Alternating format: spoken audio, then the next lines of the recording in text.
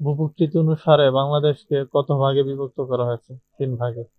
Tertiary যুগের পাহাড়সমূহ বাংলাদেশের কোন কোন অঞ্চলে গঠিত?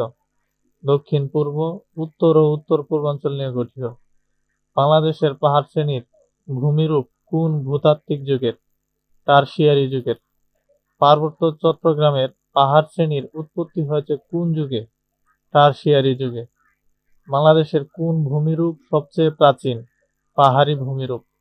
বাংলাদেশের কোন ভূমিরূপ সবচেয়ে আধুনিক? প্রাচীন সমভূমি।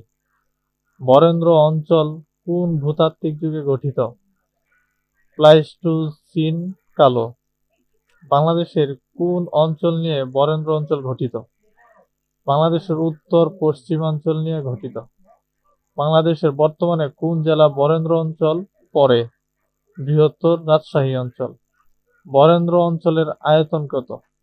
প্রায় ৯,৩০০ বর্গ কিলোমিটার, ৯,২৩০ বর্গ কিলোমিটার।